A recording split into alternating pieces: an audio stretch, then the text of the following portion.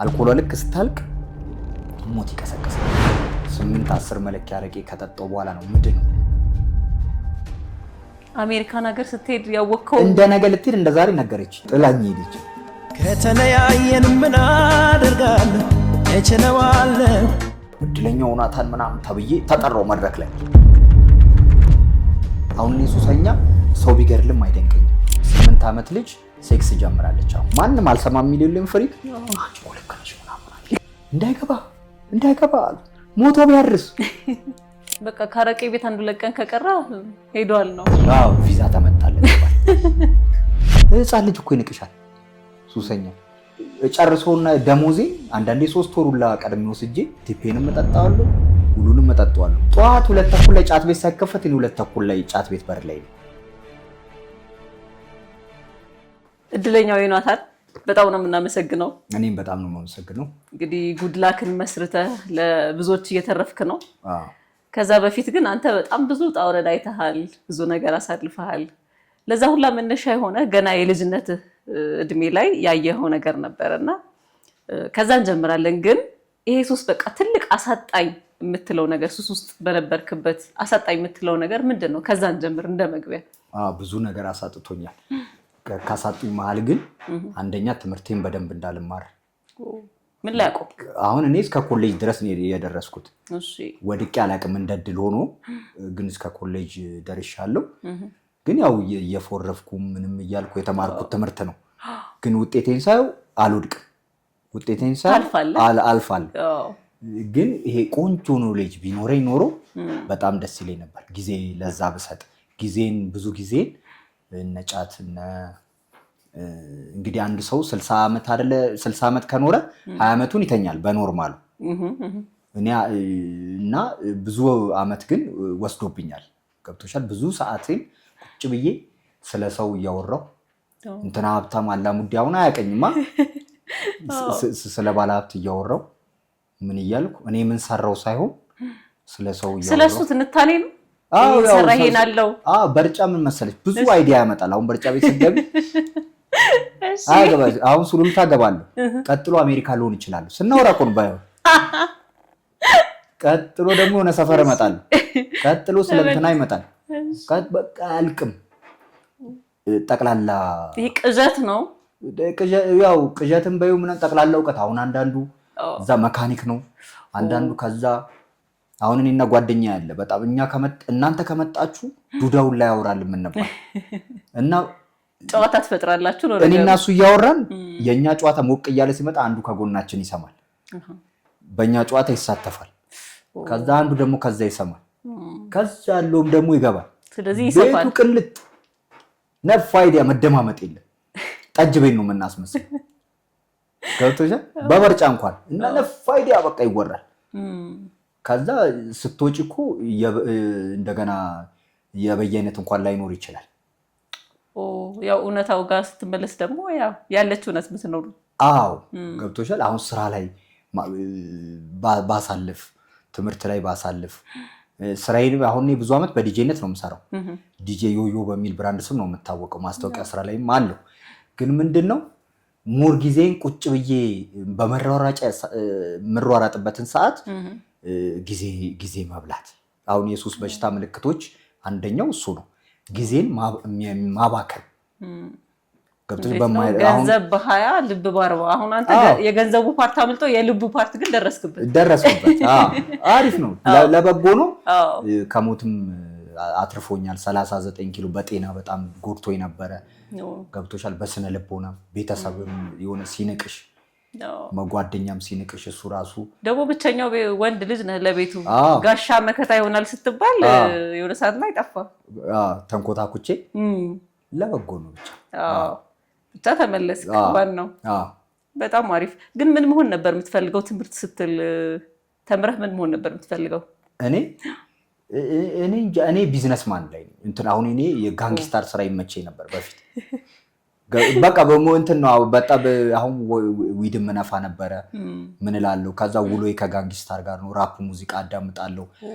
ታንዛኒያ የሚባል 5 ዓመት ስኖር ደግሞ እዛ በቃ ራፐሮች ጋር ምናምን ነው ጋንግስታር የዳይመንድ ታንዛናይት የሚባል ማዕድን አለ። እንደ አልማዝ አይነት ማዕድን ነው፣ ውድ ማዕድን ነው። አሁን በሱ አሁን $10 ሚሊዮን $20 ሚሊዮን የሚዘጉ አሉ። ግን የተለያየ አምልኮ ውስጥ ምንም እየገቡ ነው ሳጠናቸው። ገብቶሻል። ግን በቃ ለነፍስም ችግር የለባቸው ምናምን ከነሱ ጋር ፍሬንድ ሆንኩኝ። ይወዱኛል ደግሞ። እኔ በ1 ዓመት ነው ኪስዋሂሊ የቻልኩት። 5 ዓመት ነው እዛ ይኖርኩት። ገብቶሻል። እና በቃ እንደነሱ ሚሊዮነር ምናምን ማየት ነው የምፈልገው። በምንም ይምጣ በምንም ይምጣ መጨረሻ ውጤቱ ብቻ ብር ይኑርህ ነው። ብር ይኑረኝ። ገብቶሻል። ብር ደስታ የሚሰጥ ምናምን ብዬ ብሊቭ ማድረግ ሰው ነኝና የነበረው በዛ ሰዓት ብር ብቻ ካለው ሰው ደስተኛ ይሆናል ብዬ ነው የማስበው። ግን አሁን ብርም ተከምሮ ጤና ከሌለ ዋጋ እንደሌለው የተረዳሁት ደግሞ በሂደት ነው። ገብቶሻል። ሰላም ከሌለሽ አይምሮሽ፣ ሰላም የሌለው ሰው ደግሞ ለራሱም ሰላም አይሆንም፣ ለጎረቤቱም ሰላም አይሆንም፣ ለማንም ብዙ ነገር ያቃውሳል። ገብቶሻል። እና ከውስጥ ሰላም ጋር እኩል ቢሄድ ጥሩ ነው። ብር እኔ እወዳለሁ፣ ግን ከውስጥ ሰላም ጋር ሲሆን አሪፍ ነው። ታንዛኒያ የነበርክበት አጋጣሚ ሱስ ውስጥ ነበርክ ያኔም እዛ ስትሄድ አይደለ? ጨመረልህ የሱሱ ጉዳይ እዛ በዛ ወይስ የመቀነስ ወይ የመተው እድል ነበረ? በዛ እንጂ አሁን እዚህ ቀስ እያለ አይደለም የሚያድገው። እኔ ከ7 ዓመቴ ጀምሮ ነው እንግዲህ ቀስ እያልኩ እየገዛው ስገባ እየሄደ እያደገ። ምንድን ነበር የመጀመሪያ የወሰድከው ሱስ? ቢራና ሱስ አይባልም ምንድን ነው? አልኮል ወይ ቢራና ሲጋራ ለመጀመሪያ ጊዜ። ግን በልጅነታችን ደግሞ ቡና ሲፈላ አሁን በዓል ሲሆን ምናምን እንደዚህ አረቄ ይነካና እንደዚህ ምላስን አምጣ ትባያለሽ። እግር ላይ እጅ ላይ ወይ ምላስ ላይ ይደረጋል። በደንብ ግን ራሴ ፈልጌ ልጠጣ ብዬ እንዳጎቴ መሆን ፈልጌ ሰርቄ የተጠቀምኩት ቢራና ሲጋራ ነው። ቢራና ሲጋራ እንደው ስንት ጊዜ ያሰብክ? ባንዴ ብድግ አድርገህ መቼም አትጀምርም አይደል? አዎ ባንዴማ አይጀምርም። ያጎቴ እንትን ተመችቶኝ ነው ሁኔታው። ምክንያቱም ያጫውተናል። መኪና ውድ ነበር፣ መኪና አለው። ቤተሰብ ይወደዋል፣ ያላፋናል፣ የሚያስፈልገንን ይገዛልናል። ገብቶሻል። ስለዚህ ማዘር ደግሞ ቤቱን ፋ አድርገው በደንብ አመቻችተው ቡና ያፈሉላቸው እንደነበር እንደውም በአንድ አጋጣሚ ሲያወሩ ሰምቻለሁኝና በደንብ ፋ አድርገው ቤተሰብም ሁሉ ይወደዋል ምናምንና እሱን የመሆን ፍላጎት አድሮብኝ ነው ከዛ የሰረኩት ቢራና ሲጋራ። ያገኘውም የወሰድከውም የእሳቸው ሲጋራና ቢራ ነው? አዎ። ከዛ ስለኩሶ አሳለኝ። የመጀመሪያ ጊዜ ያው ሲለኮስ ያስላል። ከዛ ልክ ሲያስለኝ ነው ሌላ ዘመዳችን አገኘ። እሱ ቀጠቀጠኝ። እንደገና እናቴ መጣች፣ እሷም የምችለውን ያህል ቀጣችኝ። ከዛ በኋላ ደግሞ አባቴ ሲመጣ ተነገረው። እንዴ ምን ውስጥ ነው የገባሁት ነው ያልኩት። የተወለድኩበትን ቀን ጠላሁት። እንዴት እንደሆነ ታውቂያለሽ? ጥሩ ነው ብዬ ነው የማምነው አይደል? እየቃመ ነው ሰውየው፣ እየተደሰተ ነው። ሰው ደግሞ ይደግፋል። ተው ቢለው ሰው የለም። ስለዚህ ለእኔ ጥሩ ነው የመሰለኝ። ስለዚህ ስታደርገው በቃ እንዳጎቴ አሪፍ ነገር ጀመርኩኝ ብለህ ነው እንጂ ምንም መጥፎ ነው ምናምን የሚለው ነገር የምታውቀው 7 ዓመት ለነገሩ በጣም ልጅ ነህ። አይ አሁን እኮ እንደውም ከዛ በታች እየጀመሩ ነው። ከ7 ዓመት በታች እንደዚህ አይነት አጋጣሚ አጋጥሞ ያውቃል? በጣም በቀደም እንደውም አንድ ፕሮፌሰር ጥናት አድርገው ሪሰርች ሰርተው ምን ብለው ዩቲዩብ ላይ 8 ዓመት ልጅ ሴክስ ጀምራለች። አሁን በ8 ዓመት ጀምሯል። 9 ዓመት ላይ ያው የሴት የምታየው የወር አበባ አለ አይደለ? እሱም ማየት ጀምሯል። ማርገዝ ይችላሉ ማለት ነው።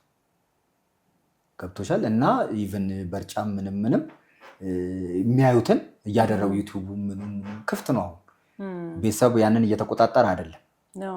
ኢቭን ካርቶን ፊልም የሚባለው የተለያየ የግብረ ሰዶም ነገር እያሳዩቸው ወንድና ወንድ ሴትና ሴት ኖርማል አድርገው ቤተሰብ ያ ካርቶን ፊልም ነው የሚለው። ግን አይቶ ቤተሰብ ነው ለልጅ ማሳየት ያለበት።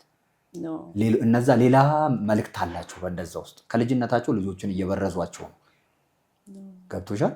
ከዛ ያ ደግሞ እያደገ ሲመጣ እየተደበቁ የሚያደርጉ ብዙ ልጆች አሉ።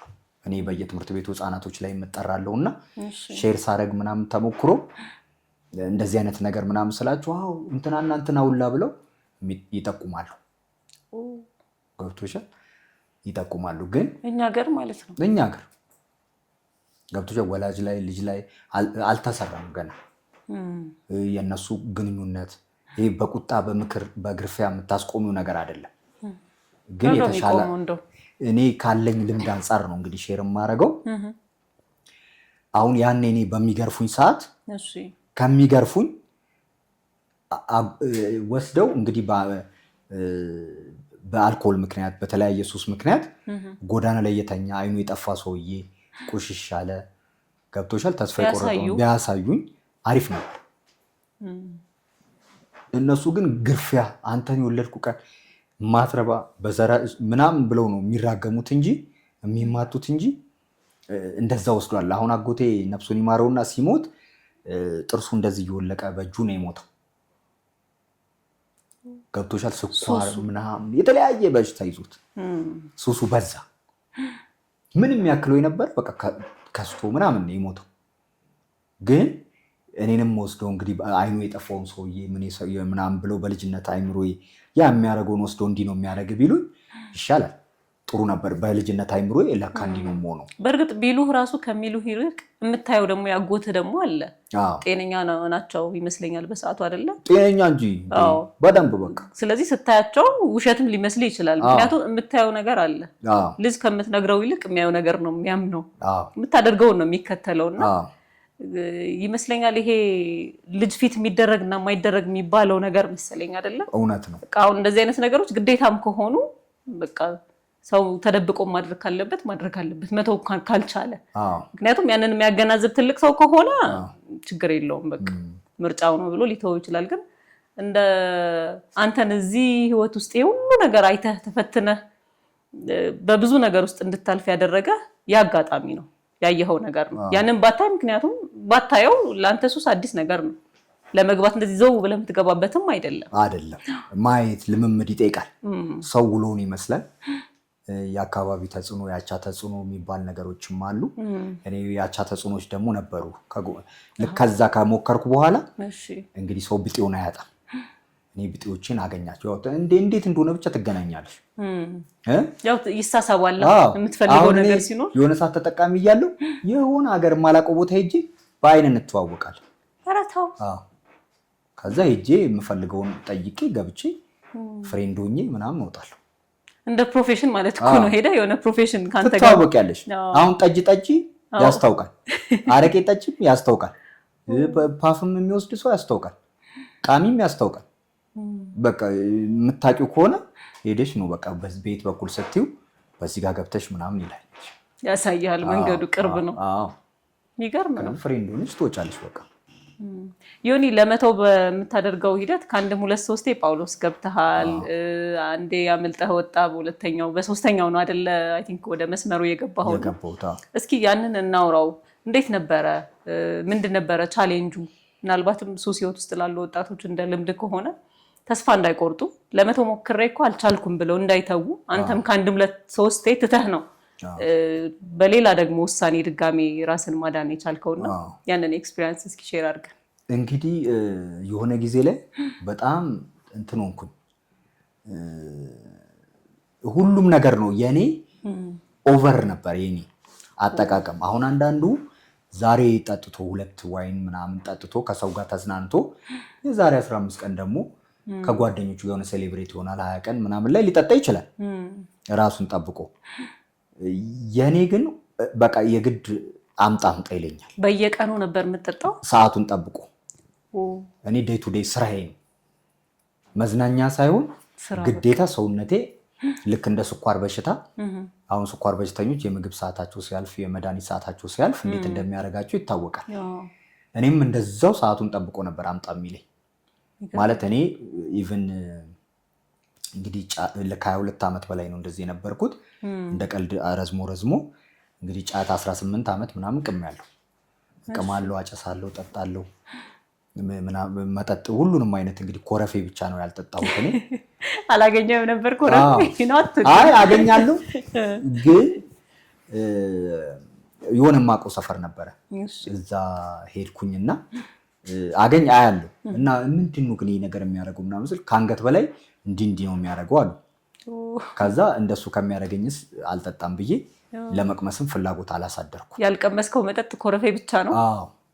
እና አንዳንድ ያው እስከ ብሉ ሌብል ብላክ ሌብል ምናምን ጠጥቻለሁ። ሌላ አሁን ደግሞ የመጡ አሉ። አሁን 1 ሚሊዮንም ምናምን እየተባሉ ያሉ መጠጦች አሉ። ካቆምኩ በኋላ የመጡ ተርፋል እንጂ ብዙ ነገር ውስጥ ነበር የምገባው። ስለዚህ አሁን የመጀመሪያው ይሄ እንዴት ነው መጠጥ በአንዴ ሱስ አይሆንም አይደለ? ያው ድግግሞሽ መሰለኝ ሱስ በራሱ ከሆነ ነገር ውጪ መኖር አለመቻል አይነት ነገር መሰለኝ ትርጉሙ። እና ከዛ ያቺ ነገር ምን ሆነች እያደገ መጣና ያው ነው ስቅም የሆነ ጊዜ ላይ ሰው በኮካ ነው የሚቀሙ አይደል? እኔ እንግዲህ ጃምቦ በአፕሪቲቭ አዝና መጠጡንም ጫቱንም አንድ ላይ ማለት ነው። ከዛ መሀል ላይ ደግሞ ፓፍ ልበል ብዬ ደግሞ ወጣ ብዬ ፓፍ ብዬ እመጣለሁ። ሶስቱም አንድ ላይ ድብልቅልቅ። ከዛ አይምሮዬ ደግሞ ብዥ ሲልብኝ ደግሞ ሌላ አይነት ሙድ ነው የምትገቢ። ከዛ የራሴን የፈጠርኩት የራሱ ሰው የራሱን ይፈጠር እና የራሴን ፈጠርኩ። ከዛ ይሄድና እንትን አደርጋለሁ መጠጤን ይጀምራሉ ደግሞ ቅብጅርጅር ስል ለማስተካከል ማለት ነው። ከዛ እንደገና ተመልሼ መጥቼ እንትን እላለሁ። ከዛ ምንድነው የሚሆነው ጭንቅላትሽ በርጫ መወጣጠር ነው፣ አነቃቂ ነው። መጠጥ ያበርድልሻል፣ እንደገና ያወጣል። እንደገና ልክ እንደ ፊኛውን 10 ሲነፋ ልልት እኮ ነው የምትይው። እንደሱ አደረገኝ ጭንቅላቴ። በጣም ከባድ ነው። በቃ ራሴን ብዙ ሰው ይሄን እድል ያላገኛሉ። ገብቶሻል? ህይወታቸውን የነጠቃቸው ምናምን አሉ። እኔ እድለኛው ሆኜ ነው። ለዛ ነው ራስን እድለኛው ዮናታን ብለህ የምትጠራው። ምንድነው የሆነ ሰዓት የኦቨር የሆነ ሲመጣ እንግዲህ ጠዋት እኔ እስከ 10 ሰዓት እንግዲህ ዲጄነት ሰርቼ እንግዲህ በደንብ ሙትት ብዬ ጠጥቻለሁ። ስትሰራም ጠጥታ ነው? መጨረሻ ላይ ሙስተኛ ፓፍ ብዬ ምን ብዬ ቅምቅም ለጥላለሁ። ከዛ ልክ 2 ሰዓት ነው የምተኛው በቀን። 2 ሰዓት ተኛና አልኮሏ ልክ ስታልቅ ሞት ይቀሰቅሰኛል። ልክ ልቤ ይመታል፣ ላበላብ አለ፣ ቫይብሬት አለ።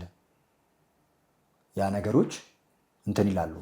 የሞት ጥግ ነው የሚያሳይሽ እና የሞትን ጥጋይና እንደገና እመለሳለሁ። እንደምንም እየተንቀጠቀጥኩ ሄድና 8-10 መለኪያ አረቄ ከጠጣው በኋላ ነው ምድ ነው። አለበለዚያ በቃ ሞትም ይዞ ሊሄድ ይችላል። አንዳንድ ሰው እንደውም ይቀየመኛል። እንዴት? ወደ አረቄ ቤት እየሮጥኩኝ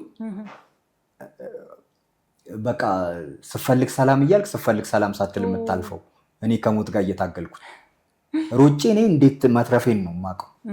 የሆነ ጊዜ ላይ እንደውም መጨረሻ ላይ የሆነ አካባቢ ላይ በሃይላንድ እያስኩ ገባለሁ ለጠዋቴ። አረቄ ቤት ድረስ አቅም እያነሰ ይመጣ ገብቶሻል። ስለዚህ በሃይላንድ አስቀምጥና ልክ ሲጀምረህ እሷን ወሰድ ገብቶሻል። ያ ነገር በጣም ከምንድን ነው ከዚህ እንዴት ነው የምወጣው እያልኩ እኮ ራሴን እጠይቃለሁ። ማለት የሚያስደስት ህይወት አይመስለኝም ለጊዜው። ይሄ እንትኑ ልትወደው ትችላለህ እንጂ ይሄ በዚህ ህይወት ውስጥ ማለፍ ህመሙ የሚበዛ ነው የሚመስለኝ። ምንድን ነበር የሚሰማ?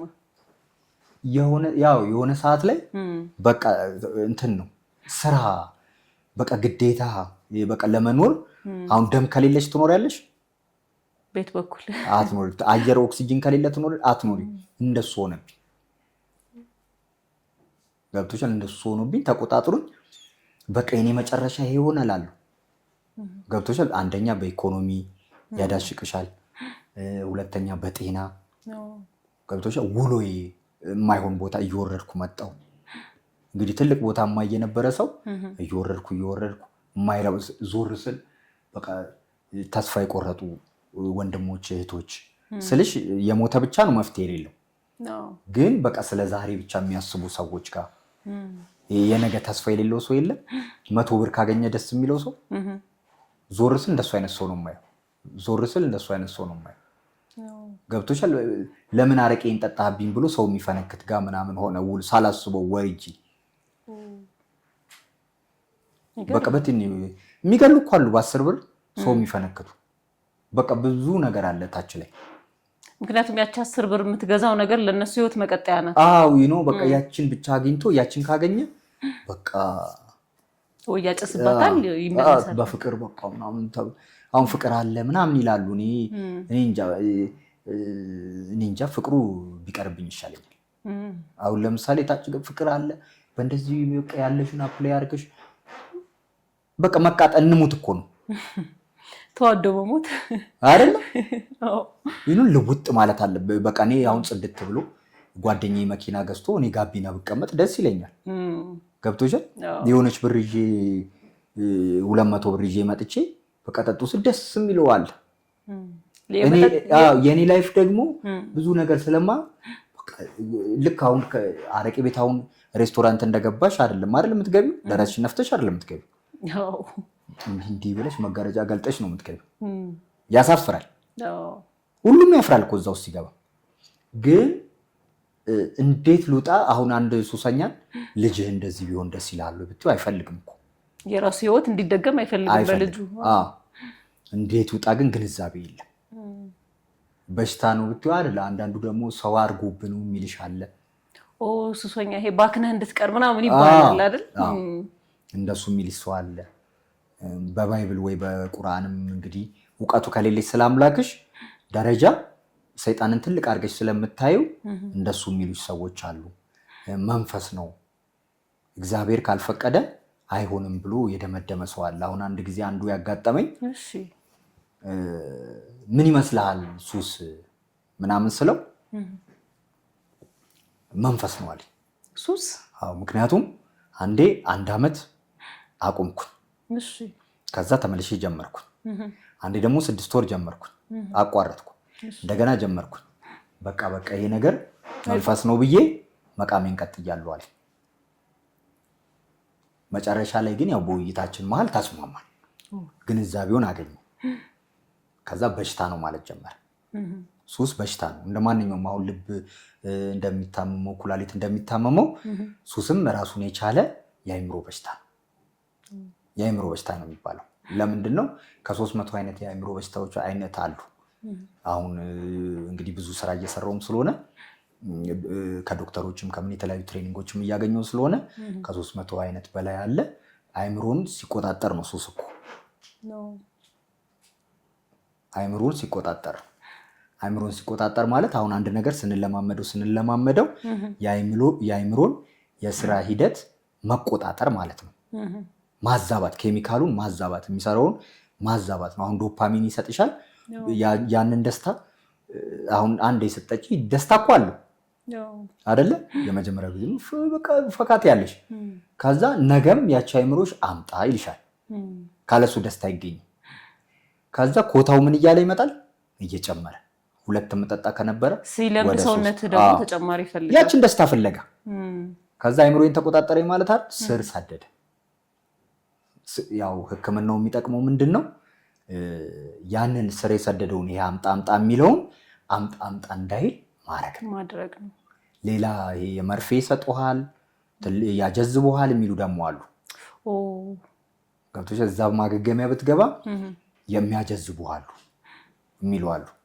እንዴ ይሄ ሕክምናው በራሱ ልክ አይደለም የሚሉ ራሳ እንግዲህ ሰው ባለው እውቀት ነው። እኔ ልስቅባቸውም አልፈልግም፣ ግን የምነግራቸው እኔ በዛ ውስጥ እንግዲህ 3 ጊዜ ገብቻለሁ። 2 ጊዜ አገርሽቶብኝ፣ ምክንያቱም የሚያገረሽን በሽታ ነው። እና የመጀመሪያ ጊዜ ስገባ ምንድን ነው የሆነው? ለ5 ቀን እኔ ሉያዜፓ የሚባል መድኃኒት ነበር የሚሰጠኝ። ምንድነው ይሄ ሉያዜፓ? እንዴት ነበር ግን መጀመሪያ እዛ ሄድከው? እኔ በአንድ ሰው ጥቆማ አማካኝነት ነው። በቃ መሞቴ ነው ምናምን እያልኩ ባለበት ሰዓት ነው ማታ ያው ቀምቅም ያለው የኔ ቀኑ ሙሉ ያው እንደ ዳምፔል ሰው ዳምፔል ሲያነሳ እኔ ብርጭቆ ሳነሳ ነው ሙሉ ቀኑ ሙሉ ጠጪ ነኝ እኔ። ከዛ ወደ ስራ ሄዳለሁ ማታ ወደ ቦሌ መድኃኒዓለም ብላክ ኤንድ ዋይት የሚባል የማታ ስራ ነው ብትሰራው? በዲጄነት እየሰራው ወደዛ እየሄድኩ ነው። ታክሲ ላይ ከፒያሳ ስገባ ነው አንዱ ሰውዬ ተጸይፎኝ በጣም ሸተትኩት። መጠጥ አልክ? ያው የሚጠጣና የሚቅምም ራሱ እኮ አይስማማ። ከዛ ልክ ሲሸተው ተጸይፎኝ የሆነ ነገር በቃ አናደደኝ። አጸያይፉ በጣም ነው የሚያስጠላው። በቃ ያስታውቅበታል። እኔ ደግሞ ከጠጣው በኋላ ጓለ ማለት ችግር የለብኝም። ከዛ መጠጣው ማለት ትገፋፋለህ። እልል ብዬ ልጀምር ብዬ አሰብኩና ምን እንዳረጋጋኝ አላውቅም። ተረጋጋውና ወድጄ አይደለም በቃ ካልጠጣሁ እኔ ከሞት ጋር ነው የምታገለው ብዬ ነገርኩት።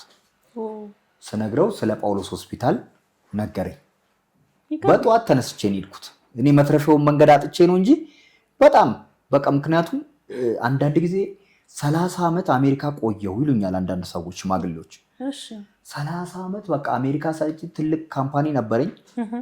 ከዛ አሁን በተለያየ ምክንያት ተበትኖ ላይፉ ኢትዮጵያ ውስጥ እየኖረ ዲፖርት ተደርጎ ያለ ሰው አለ። ትልልቅ ሰዎች ከዛ የሚያወሩልሽ አይዲያ ራሱ እኮ ትልቅ እኮ ነው። ይሸጣል ቢሸጡት ግን ሱስ ውስጥ ናቸው።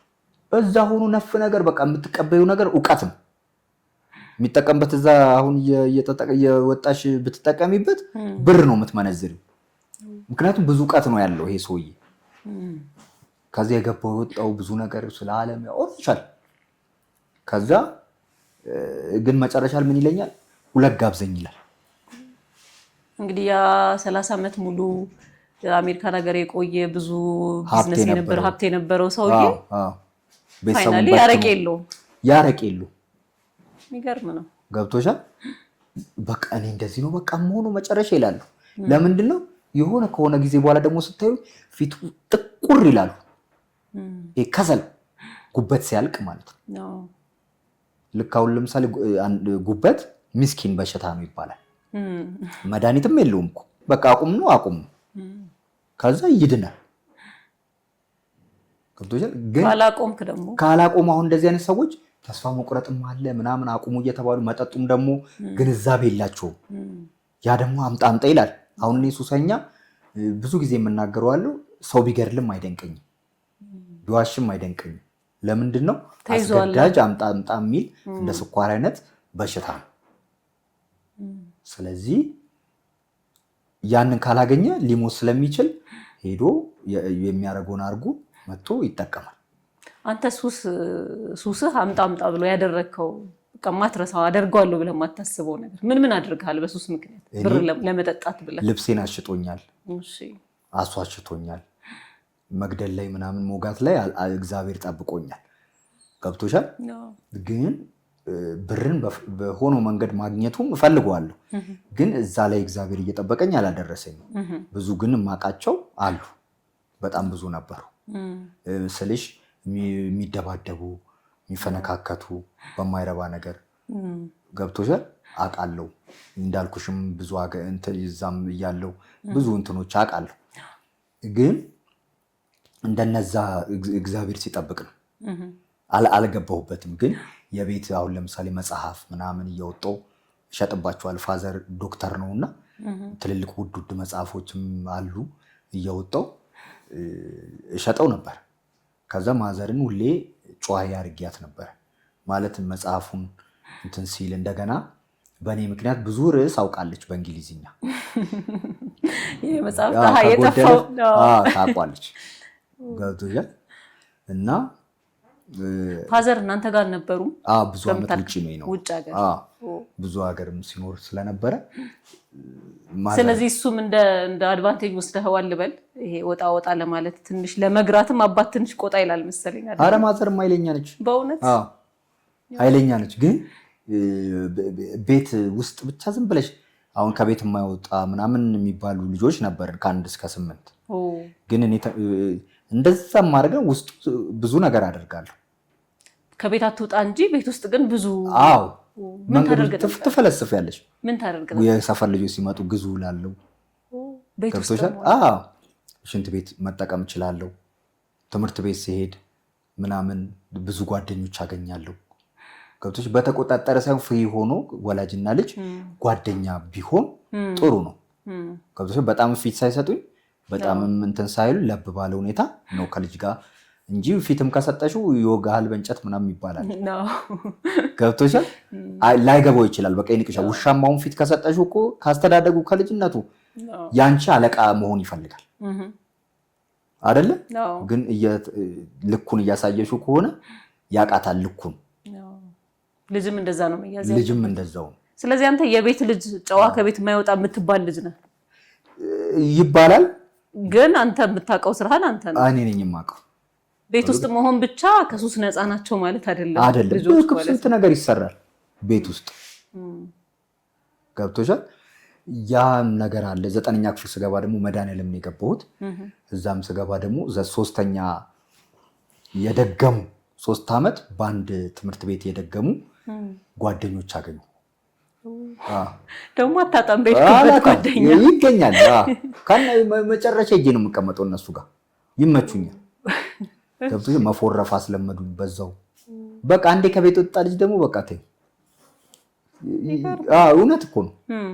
አንዴ የታስሮ የነበረ ሲፈታ በቃ እንደውም የሰፈር ልጆች እንደውም አንዴ ተፈቅዶልኝ እንደ ድንገት ከወጣው ታስሮ ነበር ተፈታ ነበር መባል። ትከለከል ነበር ነው በጣም በቃ ከሰፈር ልጆች ጋር ሌላው ኳስ ሲጫወት ምናምን እኔ ቤት ተጫወት ምናምን ነው የሚባል። ይገርም ነው። ስለዚህ እሱ ራሱ ለሱሱ አስተዋጽኦ አለው ብለህ ታስባለህ? ከልጅነትሽ በቃ ማየት አለብሽ ብዙ ላይፎችን። ከዛ ግልጽ ሆኜ መጥቼ እንደዚህ ብዬ ስናገር ከምናገረው ነገር እነሱ የሚረዱት ነገር ይኖራል። ይሄ ልክ አይደለም፣ ይሄ እንደዚህ ነው፣ ይሄ እንዲህ ያደርጋል ምናምን እየተባለ ፍሬንድ ሆነሽ ቢሆን አሪፍ ነው። ልክ ያጠፋው ጊዜ ጥፋት ሲገኝብኝ ደግሞ ተይው አልኩሽ። ምድር ቀጪው ብዛት ምንድን ነው የሚሉት ያለሽ ልክ ነኝ ብለህ ነው የምታስበው። ይገርም ነው። ስለዚህ እዛ ማገገሚያ አንተ ስትገባ ግን አምነህበት ነበር የምንድር ሱስ በሽታ ነው ይድናል ብለህ ነው ወይስ ዝም ብለህ በቃ አማራጭ ስላጣህ በጭፍን ነው የሄድከው? ልሞትም እኮ ነው። ጤናዬን አጥቻለሁ። ገብቶሻል። እንደዛ እየተንቀጠቀጥኩ በጣም ጤናዬን አጥቻለሁ። ምን ሆኛለሁ? ልሞት እኮ ነው እያልኩ ያ ሰውዬ ነው ሲነግረኝ በምንድን ነው የሚዳነው እያልኩ ስፈልግ ነበር እኮ። አሁን በፊት 1 ሳምንትም 2 ሳምንትም አቁሜ ተመልሼ እዛ ውስጥ ራሴን አገኘዋለሁ። ከዛ ምን አቁመ ነበር እኮ ምናምን ሲሉኝ አይ ሱሰኛ ያርፋል እንጂ ይመለሳል ምናምን እያልኩ ራሴን እየሸወድኩ እንትን እላለሁ። ኮንዲሽን ሰብሰብ አድርጌ ምናምን እላለሁ። ገብቶሻል። አራዳ ነው ምናምን ይባላል። አሁን ልክ ሲደክም አንዳንድ ሰው ኮንዲሽን ይሰበስብና ይመጣና እንደገና ይጀምራል። ጠግነሽ እንደገና ትመጫለሽ። የተጎዳ ሰውነትን ሪፍሬሽ ማድረግ ማለት ነው። እንደሱ አይነትም ነገር ነበረ። ከዛ የሆነ ሰዓት ላይ ግን ያንን እንኳን 2 ሳምንት ማቆም አልችልም። በቃ ሰዓቱን ይጠብቅብኛል። የሆነ ጊዜ ማድረግ ትችል ነበር እንደሱ እየበረታ ሲሄድ ሱሱ። በስንት ጊዜ ነው ግን እንደዚህ በጣም ሱሰኛ ከመጠጥ ከአልኮል ከምናምን ውጭ መንቀሳቀስ ያቃተ? ምን ያህል ጊዜ ፈጀብህ እንደዚህ አይነት ደረጃ ለመድረስ? አንድ 9 ዓመት እንደዚህ 9 ዓመት ድረስ ግን ትጠጣለህ ምናምን፣ ግን በዚህ ልክ አልተቆጣጠረህም ነበር? ካልተቆጣጠረኝ የሆነ ሰዓት ግን እንትን እንኳን ደምን በአፌና በአፍንጬ እየመጣ ደም አንዳንዴ የሆነ ነስረ ይመጣል። በቃ በጣም ስጎዳ አልኮል አድርቆኝ ይመጣል። ከዛ ሰው ሶፍት ሰጥቶኝ አሳጥቦኝ ምናምን ኧረ መጠጥ አቁምተው ላጥ ማለትሽ እኮ ነው ምናምን ይሉኛል። እንደዛ ይሆንኩ እንደዛ አይነት ንግግር የሚናገር ሰው አለ። እንደተጎዳው እኮ አውቀዋለሁ። ልቤ በአፌ ሊወጣ ደንግጬ እንደሞ እንደምንም መረጋጋና ትንፋሽን ዋጥ አደረግና እንደምንም ይሄን አጸዳና ከዛ በኋላ የምችለውን ያህል እየተንቀጠቀጥኩም ቢሆን ምግብ በልቼ እንደገና ቅምቅማኝ ነው የምጀምረው። እንደዛም ሆነ አይቆምማ። በቃ የህመም እኮ ነው። ከባድ ህመም እኮ ነው። ከባድ ሰው እኮ ቢረዳው ብዬ ነው የምለፈልፈው ለመሰል ከመፍረድ። አሁን አንዳንዱ ወዶ ነው ወዳ ነው ምናምን የሚሉ በምን እንደገባች አናውቅም። አሁን ለምሳሌ እኔ አጎቴን አርአያ አድርጌ ነው። አንዳንዱ ደግሞ የቢዝነሱን ከስሮ ሊሆን ይችላል። እንደ ድንገት መጽናኛ ብሎ ገብቶ በዛው ቀልጦ ነው አዘን ብሎ ይገባል። አንዱ ደግሞ ወይ የሚወዳት ልጅ ትኖራለች ስትሄድ እንደ ድንገት ጥለው ሳያስበው እንዴት ብሎ እስከ አይምሮ በሽታ የሚይዛቸው ሰዎች አሉ። ገብቶሻል። ብዙ ነገር ውስጥ ራስ ማጥፋት ውስጥ የሚገቡ አሉ። እና በተለያየ ምክንያት ነው የሚገባው። እንደው የአማርኛው ፊልም ነገር አንተ ህይወት ጋር አልሰራም? ይሄ እንዴት ነው አማርኛ? ብዙ ጊዜ የሀገራችን ፊልም ላይ አንድ ሱሰኛ የሆነ ልጅ ይኖርና የሆነች ልጅ ትመጣና በፍቅር ጠብ ስታረገው ይተዋል አይነት ነገር። እንደሱ አይነት ገጠመኝ አልነበረም በህይወት ወይ? የሆነ እኔ ያዳነችኝ የለችም፣ የጎዳችኝ ጥላኝ ሄደች ነው እንዴ። አንድ ጊዜ እንደሱ ሆኛለሁ። አሁን እንደ ነገ ልትሄድ እንደ ዛሬ ነው አሜሪካ ልሄድ ነው ብላኝ ነገረች። አብረን ቆይተን እንግዲህ ምንም ፊቷ ላይ ልዩነት አላየሁበትም። ያስደነግጣል። እንትን ምናልባት እንትኑ ይዞ ይሆን ሱሱ ምናምን ይዞ ይሆን ነው? ከዛ በፊት ሱሱ ስማነኝ አብራኝ እኮ ተጨሳለች ምናምን ከዛ የሆነ ጊዜ ላይ ግን ብናቆም ምናምን ትላለች። ገብቶሻል? እኔ ደግሞ አልሰማም፣ ማቆምም አልችልም፣ ምንም አልችልም። ለምን ያህል ጊዜ አብራችሁ ነበራችሁ በፍቅር? 1 ዓመት ከ6 ወር እንደዚህ። አሜሪካን ሀገር ስትሄድ ያወቅከው እንደ ነገ ልትሄድ እንደ ዛሬ ነገረች። ምንም ፕሮሰስ እንደጀመረች ምናምን የማውቀው ነገር የለም። ከዛ አልኩሽ በቃ የሚገርም ነው። በጠዋት እየተነሳሁ ነው ምንም መተኛት እስኪያቅተኝ ምናምን እስክረሳ ሆኛለሁ። ወንድ ነው የወሰዳት። እኔ የፈለገ አሁን ለምሳሌ ሰው እንዲህ ዱርዬ ነች ምናምን ቢሉኝ እኔ አላምንም። ምንም ራሱ ፈልጓት ሊሆን ይችላል እንደዚህ ትባል ነበረ። ግን እንደሱ አይነት እንትን ይመጣልህ ነበር? ያው እኔ ያው ብዙ አመት በዲጄነት ስሰራ ከብዙ ሴቶች ጋር ልምምድ አለኝ። ገብቶች ግን ደግሞ በመሀል ከሁሉም የምትለይብሽ ትመጣለች። በቃ የምታፈቅሪያት ስለዚህ አፈቀርካ ከአሜሪካ ነገር ሄደችው ልጅ ናት ማለት ነው ነበረች። ከዛ ደግሞ አንገላታኛ ያው መኖር ይችላሉ የሚለውን ደግሞ እንደገና ተጽናንቼ እንትን ሆንኩኝ። እነዛ ተደራርበው ነው ወደ ሱስ ደግሞ የሚሄዱት። አንዴም ደግሞ አሁን አንድ ጓደኛዬ እንደሱ በቃ እሷም አሁን ሆላንድ ሀገር ነው የምትኖረው የነበረው፣ ግን ብር አላት። ከዛ በኋላ እኔ በቃ አንተም ማግባት ነው የምፈልገው ምናምን እያለች በቃ ብር በፖስታ እየታሸገ ምናምን ነው የሚሰጠኝ። ግን ሱስ እንዳቆም ምናምን ይነገረኛል። የሆነ ጊዜ አብረን እንጨስ ነበር ምናምን። ከዛ ወደ ላይፍ ብንገባ ምናምን የሚባለው ጋር ሲመጣ እኔ ማቆም አልቻልኩም። መዳን እኮ ፈልጋለሁ። እግር መንገዱን አላወቅም በሰዓቱ። ግን እንዴት ላቁመው አላቅም። ከዛ እሷም ድንገት ነው ሄደችብኝ። ገብቶሻል? በቃ መከረችኝ። አዎ ጥላኝ ሄደች። ምን አይነት አጋጣሚ ነው? እሷማ በቃ በጣም በቃ እንደዚህ አይነት አጋጣሚዎች በሱሴ ምክንያት እኮ ነው። ራሱን ያልተንከባከበ ሰው ለሌላ ሰው ሊጠቅም አይችልም። እውነት ነው። እኔም አሁን ሱሰኛ ሚስት አልፈልግም ካለኝ ልምድ አንፃር። እውነት ነው። አብረን ነው የምንጠፋው። ገብቶሻል? ሁለታችንም ሱሰኛ እኮ ነው። ምንም ብዙዎች አሉ እንደዚህ ጎዳና የወደቁ። ንብረት ይሸጣል፣ ንብረት መስማማት የለም። ሁሌ መደባደብ፣ ሁሌ ጩኸት ነው። ያው ለውጥም አይኖርም። እንኳን ሱስ ውስጥ ሆነ ኑሮ በራሱ ከባድ ነው። በቃ 100 ሺህ ማግኘ 50 ሺህ ማግኘ 100 ብር ማግኘ አንድ አይነት ህይወት እየተኖረ በቃ ለውጥ የለም። ከዛ ጤናም ያልቃል ምናምን። ምን የመሰሉ እኮ ሰዎች ነበሩ ምናምን እየተባልሽ እንደው አብረሽ ከኖርሽም ማለት ነው እንጂ በመሃል ወይ ብዙ ነገር ይገባል መሃልሽ። የሆላንዷ ማግብታ ነው ሄደችው። እሷ በቃ አቆመች ከኔ ጋር ስቶፕ ነው። በቀጥታ ያው ሌላ ይገባላ። ሌላ ራሱን የሚጠብቅ ያገኛል። ታግኝታለች። ታዲያ ሱስ ምን አሳጣህ? ስል እነዚህ ሁላ አሳጣህ እኮ እንዴ! በጣም አሳጥቶኝ ደግሞ አፍቅሬ ምናምን ነው ደግሞ በቃ የኔ ያልሽውም ከምር ደግሞ እንፈቀር ነበር እኮ ገብቶሻል። ግን ደግሞ ማንም ራሱን የማይጠብቅ ሰው ራሱን የማይገዛ ሰው ደግሞ ማንም አይፈልግም። እውነታው እሱ ነው። እና ይሁን ቲና ደግሞ እንደገና ብዙ ሰው እኮ ራሱን አጥፍቷል። እንዲህ መወዳት ልጅ ነበረች እንዲህ ሳጣት በቃ ተስፋ ቆረጥኩ የሚል ብዙ ሰው አለ። አንተ በሰዓቱ ምንድነው የምታደርገው? ወደ ሱስህ ጠዋት 2:30 ላይ ጫት ቤት ሳይከፈት እኔ 2:30 ላይ ጫት ቤት በር ላይ ነኝ። ለምን መሰለሽ? ራሴን ያመኛል። ሌሊቱን አልተኛም። በቃ ሳስብ ስናደድ በቃ ነው የሚይዝሽ። ያንቺ የሆነችውን ሌላ ሰው ነጥቆብሽ። ርስቴን እኮ ነው የቀማኝ። እውነት ነው። ርስቴን ተወስዶብኝ እና በጣም እኮ ነው የሚያናደው። እና መተኛ ስለሚያቅተኝ ጠጥቼ ደግሞ አይነጋም። ሌሊት ደግሞ ንጋ ብትዩ ገብቶሻል። ከዛ እንደገና ጠዋት ሄጄ 2:30 እንዲህ ደም ስሬ እንዲህ ወጥር ብሎ ይሄድና በርጫ ገዛለሁ። ገዝቼ እንደ ራሴ ከፍቼ ማለት ነው እንትን ብዬ አንኳኩቼ። ከዛ መጠጥ ቤት ገና ሳይከፍታ አንኳኩተህ ነበር የምታስከፍተው? ጫት ቤት ታዲያ ምክንያቱም እንዲያነቀኝ። ጫት አነቃቂ ነው በተፈጥሮ። መጠጥ ደግሞ መውረጃ ይባላል። አሁን ዛፍ ላይ ልወጣ ነው ሲባል ሊቅም ነው ማለት ነው።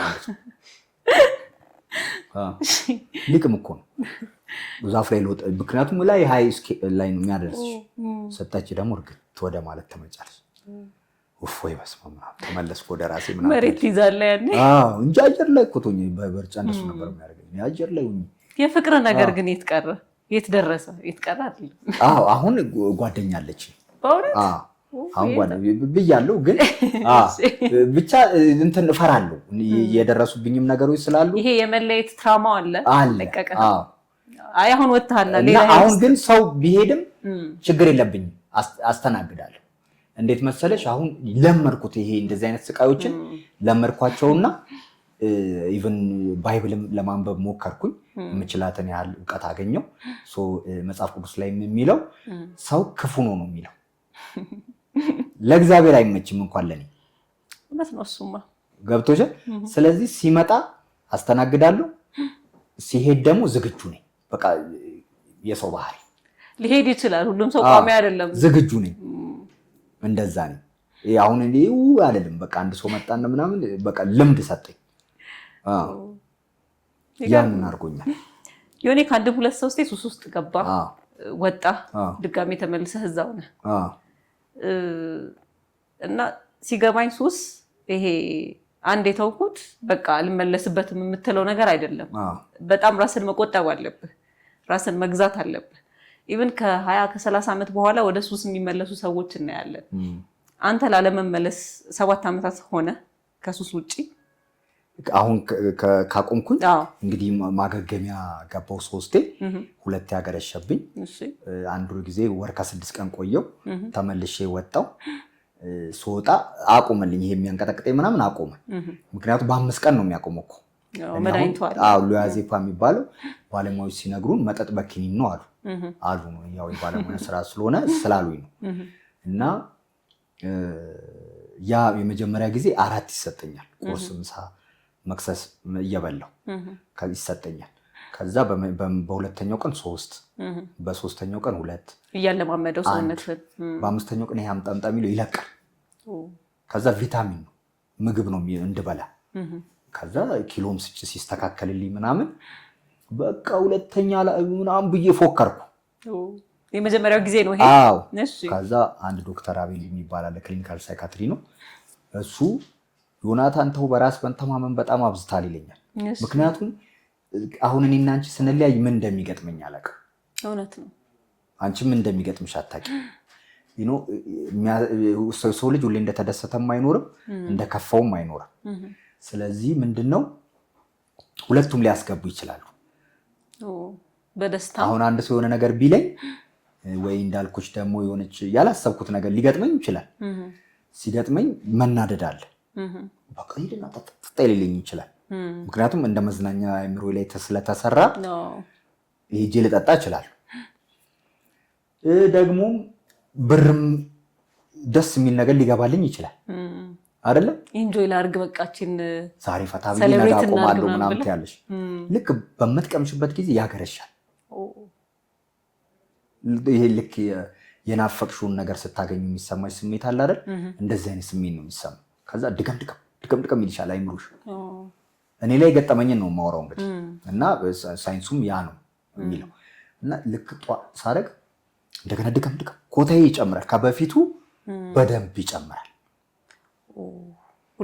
ስትመለስ አንተ ያንን ደስታ ለማግኘት ይበልጥ ይጠበቅብሃል መጠጣት በጥፍ ነው የሚያገረሽው ሲያገረሽ ሁሉንም ደግሞ የምትጀምሩ ሲጋራውንም ልክ እንዴት ነው መድኃኒት ሳትጨርሱ ስትቀሩ ከዛ ድጋሚ በሽታው ሲመጣ ያኛው መድኃኒት ተለማምዶታል ኦሬዲ አይነት ነገር መሰለኝ አይደል የነበረችው መጠን ይለምዳትና ከዛ በላይ ያስፈልጋል ደግሞ ይሄ በቃ በጣም ከባድ ነው ያገረሻል በጥፍ ስለዚህ የመጀመሪያው ጊዜ እንደሱ ወጣው እሺ በ4 ወሩ አገረሻ የሆነ ጓደኞቼ ከውጭ መተው ምናምን ነበርና የገናው ዋዜማም ነበር ዛሬ ጠጥቼ ነገ ባቆም ብዬ ስጀምር አገረሻ ማለት ነው ሁለተኛም ላይ እንደዛ ገባው ሄጄ ጳውሎስ ባለውለታዬ ጳውሎስ ሆስፒታል ሄጄ በራሴ ሰዓት እንደገና ለምኜ ገባው ሲስተር ብሩክ የምትባል ዋስ ሆነች ከዛ ቤተሰብ አያውቅም ሁሉ ሲሆን እኔ በራሴ ሄጄ ነው መፍትሄን የምፈልገው ችግር ውስጥ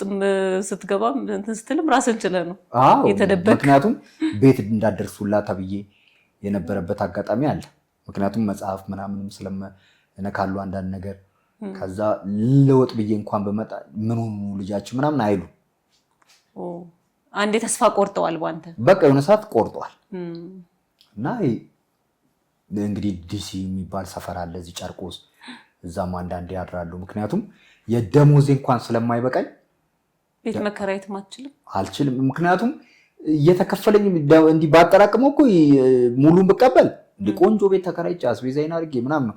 ግን እዛ ስጠጣበት እኔ የሚያልቅ አሁን አይመስለኝም። ከደሞዝ ላይ ነው እዛው ላይ የምጠጣው? አዎ ከደሞዜ ላይ እጠጣለሁ፣ ቲፔንም እጠጣዋለሁ፣ ሁሉንም እጠጣዋለሁ። በቃ ወደ አፌ ይገባል። ገብቶሽ? ሌላ ህልም የለኝም።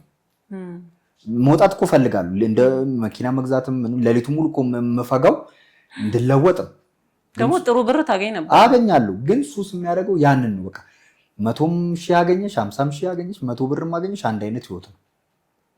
ስለዚህ ጨርሶና ደሞዜ አንዳንዴ 3 ወር ሁላ ቀድሜ ወስጄ በግምት የኖርኩባቸው ጊዜያት አሉና በዛ አጋጣሚ ያው ቲፕ ሳገኝ አሪፍ ቲፕ ካገኘው አሪፍ ክላስ እከራያለሁ። ካልሆነ ደግሞ አንዳንድ ሃንግ የምናፋቸውን ነገሮች እዚህ አስቀምጥና ነጠላ ጫማ ምናምን አድርጌ ቦሌ ኦሎምፒያ ምናምን እየሰራው አንዳንድ ቦታ ቀጥ ብዬ እገባለሁ። ፊላሚንኮ ዲሲ የሚባል ሰፈር አለ። እዛ በ30 ብር በ20 ብር አልጋ አለ።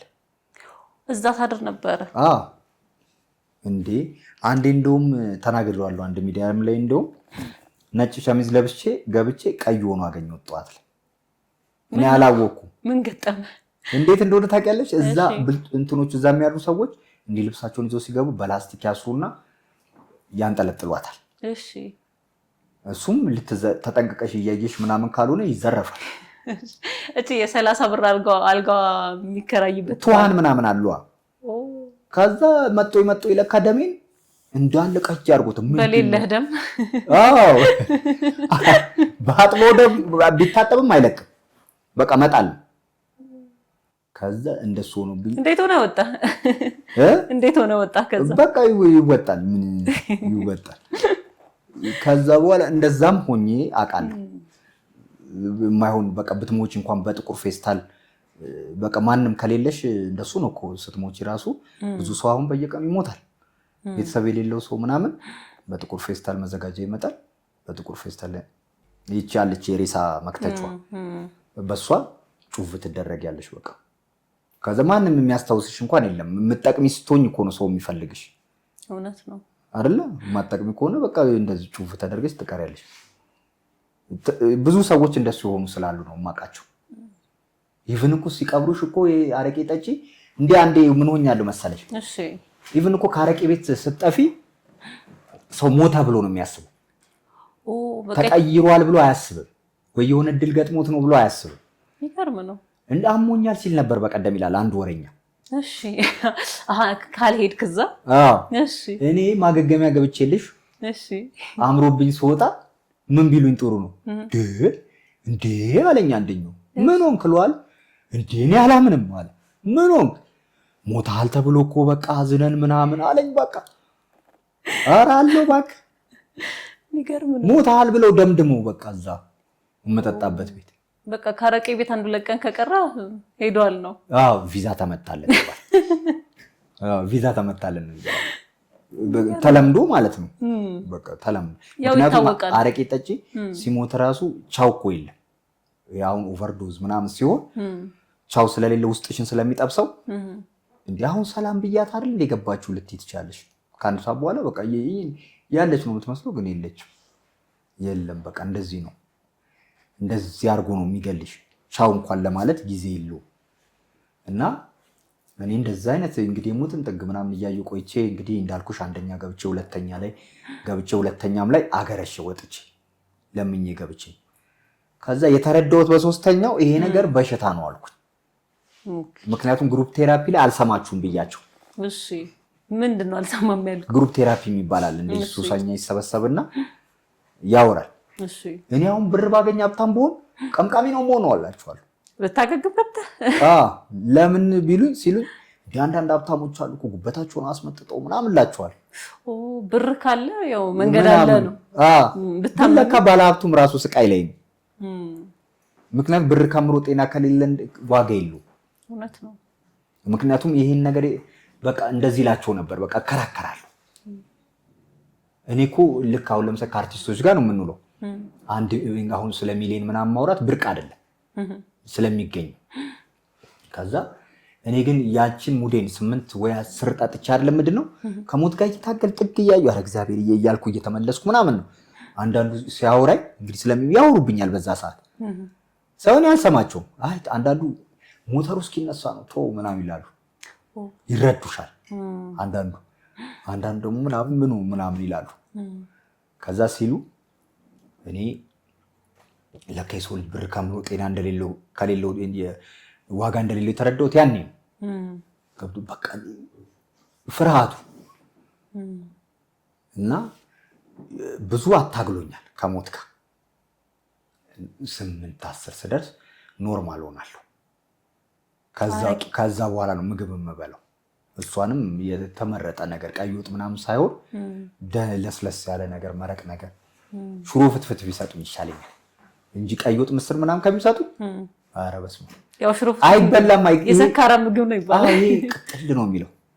አሁን እኔ የአልኮሉ ማለት ነው የአልኮሉ ልክ አሁን ጠዋት ላይ ተነስቼ አሁን ቅጥል ብዬ ተኝቼ ይሄ ቀዝቃዛ ነገር ከጠጣው ትንሽዬ ቀመስ ካድኩ ቶንሲል ይዘኛል። 3 ቀን ምናምን ታመማለሁ። እንዲህ ምግብ ተቀርቦ እንደዚህ እያልኩ ነው የምበላት ለመኖር። እያማረኝ አልበለውም፣ ምክንያቱም ቶንሲል ይቀደኛል። እንደሱ የሚያደርገኝ ነበረ እና ልክ በሁለተኛው ገብቼ በሶስተኛው ስወጣ ነው እንግዲህ በሽታ መሆኑን የተረዳሁት። እንደሚል ነው የሚያወቅኩት፣ እንደሚያገረሽም። ምን ያህል ጊዜ ቆየ? የመጨረሻው ቆይታ እንዴት ነበረ? ምን የተለየ ነገር አገኘበት? በሶስተኛው በቃ ከሁለቱም ጊዜ የተለየ ምንድን ነው? ሀሳብህን አስቀይሮ በቃ ይሄ በሽታ ነው ይድናል ያስባልህ አጋጣሚ ምንድን ነው? ሶስተኛው ላይ ብዙ ነገር ቀየረው። ሶስተኛ ላይ ለበጎ ነው አልኩኝ። ከዛ እንግዲህ እንደዛ ስከራከር በቃ በሶስተኛው እንዳልኩሽ በሽታ መሆኑን ተረዳው። እንደሚድንም አወቅኩ፣ እንደሚያገረሽም አወቅኩኝ። የእድሜ ልክም በሽታ ነው። አሁን አንዳንድ ሰው ዛሬ ጠጥቶ የዛሬ 15 ቀን ምናምን የሚጠጣ ከሆነ ትንሽ እየጠጥቶ ምናምን ተዝናንቶ የሚገባ እኮ ያ በሽተኛ ይባላል። እንደኛ አይነት ሰው ግን በቃ ዴይ ቱ ዴይ አምጣምጣ የሚለን ምናምን ከነበረን ከታከምን ማቆምና ማቆም ዳግም ይሄ ከስንት ዓመት 10 ዓመት አቁሜያለሁ 20 ዓመት አቁሜያለሁ ምናምን ተብሎ ዛሬ ጠጥቼ ነገ አቆማለሁ አይሰራም። አንዴ ከቀመስክ ይመለሳል ነው ነገር ይወጣ ይመለሳል በእጥፍ። ስንቶቹን እኮ በህይወት ነጥቋቸዋል እንደዚህ ያገረሸባቸው።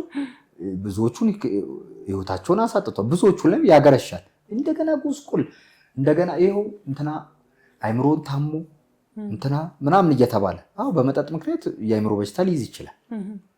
ምክንያቱም አሁን ለምሳሌ ፓፍስል ሳጨስ የሌለኝን ሊያስመኘኝ ይችላል። ማርቼዲስ እየነዳው ሊሆን ይችላል፣ BMW እየነዳው ሊሆን ይችላል፣ ቆንጅዬ ልጆች ተከብቤ ሊሆን ይችላል። ገብቶሻል? ከዛ ልክ ስነቃ ግን እውነታው ሌላ ሊሆን ይችላል። ላረቄ ራሱ ገና መጽሐፍ ልትሸጥ ይሆናል፣ ተበድሬ ገና ሊሆን ይችላል። ያ ብዙ ተስፋ ከእግዚአብሔር ጋር የሚያጣል። እኔ እግዚአብሔር የለም ያልኩበትም ጊዜ ነበር። ምንድን ነበር እንደዛ ያስባለ? ምክንያቱም መኖር የምፈልገውና የምኖረው ኑሮ ተለያየብኝ። እሰራለሁ፣ እለፋለሁ፣ ምንም የለም። ገብቶ ከኔ በታች የሆኑ ሰዎች የሆነ ነገር እያገኙ ያንተን እኮ ደሞዝ እንትን ባገኘው እኔ አንተ የምታገኘው የሚለኝ ኃላፊ አሉ ብዙ። ወስዶ ቤታቸው ሲያሳዩ ሙሉ ቤት ነው፣ ማህበራዊ ህይወቱ አሪፍ ነው ምናምን ከአንተ በታች ገቢ ኖሯቸው ማለት ነው። ግን ሱስ ውስጥ ስላልሆኑ ብቻ ማኔጅ ስላደረጉ ኢቭን እኮ አሁን እኔ እኮ 300 ሺህ ብር እየተቀበለ ለቤቱ ተጨቃጭቆ የሚሰጥ ሰው አለ። ብዙ የተማሩ ሰዎች በዛ የሚያገኙ ግን ኢቭን ያንን ደሞዝ ሲያመጣ ነው ሄዶ የሚከፍለው። ቦርስ በለጭውን ቅሞ ውስኪውን ጠጥቶ ሃይ ክላስ እየኖር የሆነ ሰዓት ያንን ሰው የት ጋር ታገኘዋለች? አረቄ ቤት። ምክንያቱም ሁሌ እንደዛ አይኖርም። መቼም ጊዜ አለው፣ ሁሉም ነገር ታይም አለው። ጤናውም ሲወርድ ምን ሲወርድ ሰውም ሲከፍል ከእግር እስከ ራስሽ ሾፍ አድርጎ ነው እንዲህ ነኝ ስትይው አይቶሽ ምናምን ራሱን የሚጠብቅ ሰው ነው ምናምን ነች ምናምን ተብሎ ነው ሰው ሪስፔክት የሚያደርግሽ። አለበለዚያ በሱሰኛን ማን ያምነዋል? አለመታመኑ ራሱ ችግር ነው የሚፈጥረው። የሆነ ሰዓት ንብረቱን እያወጣ ሸጦ ጎዳና ላይም ያሉ ሰዎች አሉ እኮ ስንት የሚከፈለኝ ምን የመሰለ ደሞዝ የነበረው ምናምን የሚባል ስንት ሀብት ነበረው ሸጦ ምናምን በቁማርም በተለያየ ነገር ውስጥ ይገባል። ከዛ የተለያዩ ውስጥ ይገባና ባዶ የቀሩ ብዙ ሰዎች አሉ። ግን የሞተ ብቻ ነው መፍትሄ የሌለው። መመለስ ከፈለገ ሰው ይመለሳል ይችላል። ለዛ ነው ማውራው ይሄን እና በሶስተኛው ግን ስገባ ብዙ ልምድ አገኘው። ስለዚህ ምን አደረኩ? ራሴ ራዕይንም መገንባት አለብኝ አልኩ። ይሄ ካለፈ ነገር መቆጨት አቆምኩኝ። እንደ አሁን ባስበው ኖሮ ብዙዎች መውጣት ያልቻሉት ባለፈ ነገር በመቆጨት ያንን ብር ባላጠፋ ብሩ ወርሶ ሊሆን ይችላል ያጠፋዋሉ። ትዳራቸውን የበተኑ ሰዎች አሉ። ገብቶሻል? እንደኔም ጓደኛውን ያጣል እና ይሄኔ ብንጋባ ኖሮ ምናምን እያለ እየተቆጨ ባለፈ ነገር በፈሰስ ውሃ እንትንም ይላል እየተቆጨ እኔማ ከዚህ በኋላ ሰው አልሆንም ብሎ በቃ ተስፋ ቆርጦ እየኖረ ያላል። ከብዙ ሰው ካሰበ ግን ከውድቀቱ ተምሮ ምክንያቱም ማንም ትልልቅ ደረጃ ላይ የደረሱ ሰዎች ብናያቸው ወድቀዋል፣ ተነስተዋል። እውነት ነው። የመኖር ምልክት እኮ ነው ወድቆ መነሳት አይደል? ማንም አሁን ባይብል ላይም ብናይ ቁርአን ላይም ቢታይ የሰክሰስ የሆኑ ሰዎች ብዙ ፈተና አይተዋል። እውነት ነው አይደለ? በምድርም ላይ አሁን ብናያቸው ትልልቆቹ በቃ ማትረባ የተባለ ሁላ ነው የሆነው ዓላማ ስላላቸው። ስለዚህ አንደኛ ምንድነው ራዕይ ነው የሚያስፈልገው። የህይወት ግብ ያስፈልጋል። ስለዚህ አንተ ግብህ ሌሎች ከእንደዚህ አይነት መንገድ በአንተ መንገድ አልፈው እንዳይሰቃዩ በአቋራጭ የሚያገግሙበት ነገር እንዲኖር አመቻቸህ ማለት ነው። እንዳንቺ ሁሌ የሚረዳኝ ሰው ገና ሳልጨርሰው ምክንያቱም እንደዛ ነው። አሁን ሰው በተሰማራበት ሰክሰስ ይሆናል። በሚፈልገው ሁሉም እንደኔ ይሁን ሳይሆን በሚፈልገው ተነስቶ ሰክሰስ መሆን ይችላል። እኔ አሁን የሚዲያም ሰው ዞን የሚዲያም ችግር ስለሌለብኝ በሚዲያም እየሄድኩኝ ትምህርት ቤቶች ላይ እየሄድኩኝ ተሞክሮን ሼር ባረግ ያልገቡት እንዳይገቡ ከህፃናት ጀምሮ የገቡት መውጣት እንዲችሉ ከወጣም በኋላ ደግሞ እንዳያገረሽ ሼር ባረግ ማገገሚያን ብከፍት አልኩኝና ተነስቶ 100 ብር እኮ የለኝም ግን ያኔ ምን ብር አልነበረ ሐሳቡ ብቻ ነበር የነበረ። እኔ እንዴት እንደማገኘው አውቅ ነበር። ምክንያቱም ኔትወርክ አለ ታውቀዋለህ ደግሞ። ኔትወርክ ዋናው ሰው ሀብት እኮ ነው የምለው እኔ ሰው ሀብት ነው እላለሁ ሁሌ እና ስለማውቀው ግን የሚያውቁኝ ሰዎች አይደሉም ደግሞ የሚያግዙኝ የማያውቁኝ ሰዎች ይሻለኛል። መጀመሪያ አሁን ለምሳሌ በድሮ ሙሉሽ የሚያውቅሽ ሰው አያግዝሽም። አውቀው ነው እቺንም ሊያጠፋት ነው ብሎ ያስባል። ይስቁብሻል። አንዱ ቻሌንጅ ውስጥ ይመስለኛል እንደውም ከሱስ ለመውጣት ሰው ከቤተሰቡ ይጠብቃል። ብዙ ሲያቆሙ ከማገገሚያ ከቤተሰቡ ብዙ ነገር ይጠብቃል። አንዳንዱ ደግሞ እንደውም ስሎ የሚወጣ ሰው አለ።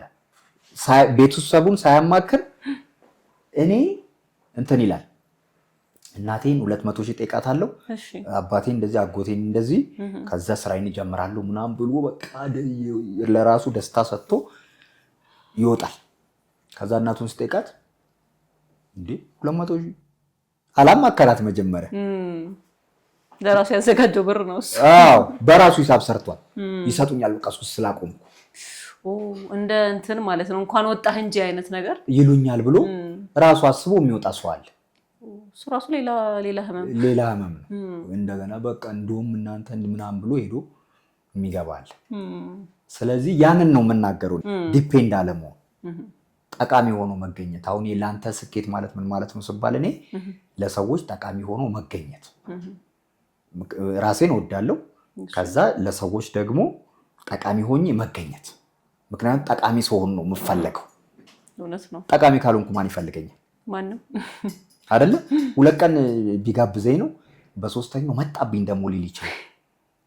ደግሞ ሊጋበዝ ነው አይደል? በቃ ይደብሯል እንጂ መጥፎ ፊት አሳይቶች ከግር እስከ ራስሽ እንደሱ ገጥሞ ያውቃል? ያኔ ሱስ በነበርክበት ታዲያ እንዴም በቃ አንተ ተመጅሙናም ብሎ ሁለተኛ እንዳልጠይቀው አድርጎ 100 ብር የሰጠኝ ሰው አውቃለሁ። ምን ብሎ ነው? ብዙ ነገር ብሎኝ 100 ብር ሰጠኝ። ሁለተኛ አሁን እንደሱ አይነትን ሰው አትጠይቂው።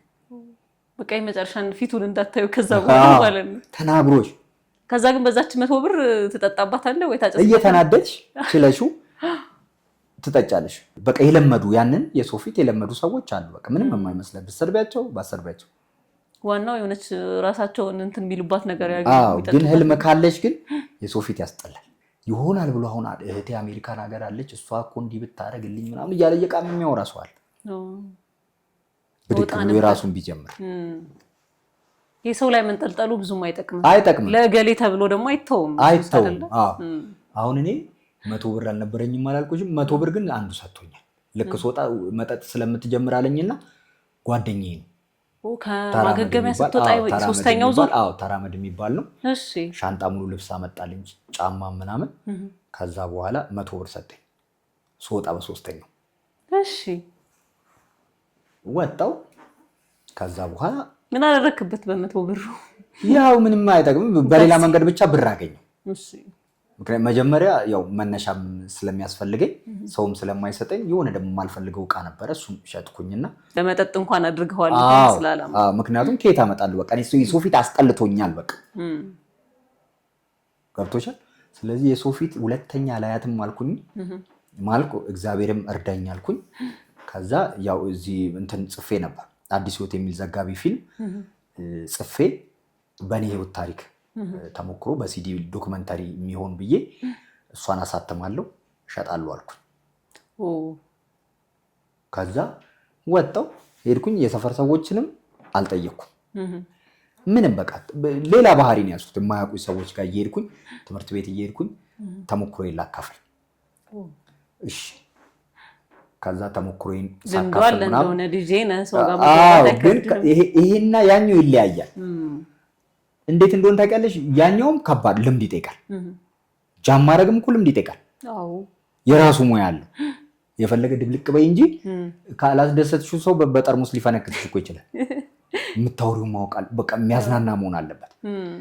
ይሄኛው ደግሞ ሲሪየስ ነገር ነው የምታወሪው እና ተጋብዤ አንዴ እድለኛው ናታን ምናምን ተብዬ ተጠራው መድረክ ላይ። ከዛ ላጥ ብዬ ስወጣ እስከ መድረኩ ምንም አልገባኝም። ዞር ብዬ ሳየው ሰውን ትልቅ ማለት ነው ሰዎች እንደዚህ ተቀምጠው እነሱን አሳምነሽ ማስጨብጨብ እኔ አላቆም። ከባድ ነው።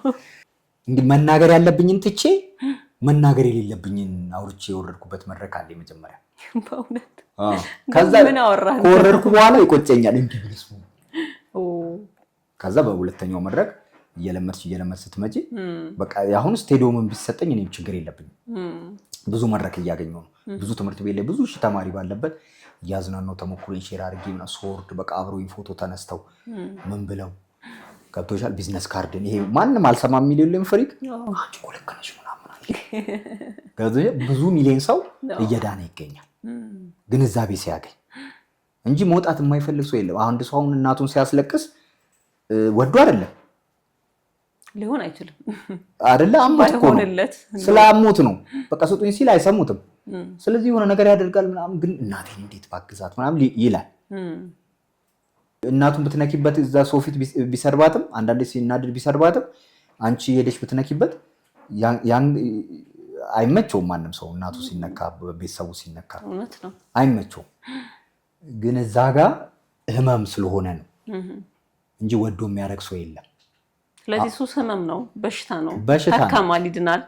ሊያገረሽም ስለሚችል ጥንቃቄ ደግሞ ይፈልጋል። ጥንቃቄ ይፈልጋል በጣም። ብዙ ሰው ለመዳን ይሞክራል ይመስለኛል። ብዙ ሰው የምናውቃቸው ትልልቅ ሰዎች ምናምን ሱስ አቁሜ ምናምን ብለው ይወጣሉ። የሆነ ሰዓት ላይ ሱስ ውስጥ ናቸው ተብሎ ይወራል ይመስለኛል። ይሄ ዲሲፕሊን ይፈልጋል በጣም። የብዙ ሰው ችግር ነው ይሄ። አቆማለሁ እንደገና እመለሳለሁ፣ አቆማለሁ እንደገና እመለሳለሁ። እዛ ውስጥ ራሴን እያገኘሁ እኔ ተቸግሬያለሁ ይልኛል። ውሳኔ ነው በቃ። እኔ አሁን ለኔ እንደ በረኪና አድርጌ ነው የማየው። ምክንያቱም እንዴ ገሎኛል እኮ ከዚህ በላይ ምን ያርገኝ? ቀጠቀጠኝ እንደሚፈልገው አድርጎ ቅጥቅጥ ነው ያደረገኝ እኮ። ስለዚህ እንደገና ለመቀጥቀጥ እዛ ውስጥ ልግባ እንዴ? አይደለ? ወደ ባርነት ማለት እኮ ነው። ስለዚህ እኔ ባርነት አልወድም። ባሪያ መሆን የፈለገ መግባት ይችላል አይደለ? ሁሌ እንደተቀጠቀጠ ሁሌ እንትን እንዳለ እየተንገላታ የሚኖር። አሁን እኔ አንዴ ምን ገጠመኝ መሰለሽ? አንድ ሴትዮ ናቸው እዚህ ጨርቆስ የምኖርበት ቤት ነበረ። ከዛ ሁሌ አድራለሁ እኮ አልፎ አልፎ እየሄድኩ ሳይኖረኝ ሄጄ ትንሽ ቀነስ ካለብኝ ሄጄ አድራለሁ። ቤተሰብ ነው ያውቁኛል፣ ፍሬንድ ነኝ በቃ። መጠጥም አላቸው እየጠጣ ምናምን ሄጄ እተኛለሁ። አንድ ቀን ጨፍ ብዬ ስመጣ በጣም ኦቨር ከስቻለሁ። እሺ ከዛ ጠጥቻለሁ በዛ ላይ ንፋስ ነኝ። ከዛ አዩኝና እንዳይገባ አሉ። ለምን እላለሁ እንዴ ሞቶ ቢያርስ ይሄን ያህል ከለከሉኝ። ይሄ ማለት የተከራየበት ቤት ነው ወይስ እየከፈልን በዳይ ቱ ዴይ እየከፈልኩ የምተኛበት እንዳይገባ አሉ። ከዛ እንዴ ሞቶ ቢያርስ አሁን ነፍስ የለው ምን የለው ነገ ደግሞ በነፍስ ልጠየቅ ነው አሉ። አንቺ ለራሴ እንትን አልኩ ሌላ ቤት እጅ ተኛውና ግን በስመ አብ አሳፈረኝ። ህፃን ልጅ እኮ ይንቅሻል ሱሰኛ አይደል? ህፃን ልጅ ከአንቺ ጋር መሳፈጥ ይጀምራል። ምክንያቱም አቅም የለሽም ትንሹ ልጅ አንቺ የሚታዘዝሽ የነበረ ሰው ልጅ የሆነ ሰዓት ላይ ይንቅሻል። ለአንተ ልታዘዝ ምናምን ሊልሽ ይችላል። መሳቂያም ስታልፊ ስምሽን እየጠራ የሚያሾፍም ሊኖር ይችላል። እንትን ይላል እኮ እነዚህ ያስንቃል። ጥሩ ማንቂያ ደወል ናቸው ግን ላስተዋለ ሰው ያስንቃል እኮ። ገርማል። አሁን አንተ እንደ ህይወትህ መርህ አድርገህ የምትከተለው ነገር ምንድነው? ከሰው አልጠብቅም፣ ጠቃሚ ሆኜ መገኘት ነው እንትን ያለኝ። ከዛ እግዚአብሔር ትልቁ ነገር ገብቶሻል። በህይወቴ ምንም ነገር ሊያልፍ ይችላል አይደል? እንደዚህ የኮረውበት ነገር እግዚአብሔር ከሌለበት ደስታ የለውም። እውነት ነው አይደል? ምንም ደስታ የለውም። ስለዚህ እግዚአብሔር ትልቁን ይዤ ከዛ ራሴን ደግሞ ማኔጅ እያደረግኩ እንቀሳቀሳለሁ። ራዕይም ደግሞ አለኝ። ከኢትዮጵያ ሱስ በሽታ ጠፍቶ ማየት የኔ ራዕይ ነው። ምክንያቱም እንዳልኩሽ በዚህ ህይወት ውስጥ መኖር የሚፈልግ ሰው የለም። ግንዛቤው ካለው በሽታ ነው፣ እንደ ማንኛውም በሽታ ማገገም የሚችል በሽታ ነው። ምንድነው አሁን ማገገም የሚባልበት ለዛ ነው ማገገሚያም የሚባለው። ማገገም ነው የሚችለው ሱስ። አሁን ማንቀጥቀጡ ምናምን ይተዋል፣ ግን የሆነ ቀን ልክ ከሰጠሽው ግርሽት ሊል ይችላል። መዳን ሳይሆን ማገገም ስለሚችል እንደኛ አይነት ሰዎች ካቆምን በኋላ በዚህ ውስጥ ስቃይ ውስጥ ያለን ሰዎች ሕክምናውን ካገኘን በኋላ ማቆምና ማቆም የእድሜ ልክ በሽታ በቃ። ሌላ ብዙ የሚያዝናኑ ነገሮች አሉ እንዳልኩሽ ሙቪ ያለው አሁን ለስፖርት ነው ትንሽ ጊዜ ያጣሁት፣ ግን ቤቴ ያለችኝ ትንሽዬ ራሴን ያህል ስፖርት እሰራለሁ። ግን ጂም ሄዶ ምናምን ለመስራት አሁን 11 ሰዓት እገባለሁ ካልኩኝ 11 ሰዓት ሌላ ስራ ሊያጋጥመኝ ይችላል። ከምገባው የማልገባው እየበለጠብኝ ሲመጣ ለቤቴ የሆነ ትናንሽ ነገር አደረግኩኝና ነቃ ብዬ እወጣለሁ ፕሬ አድርጌ።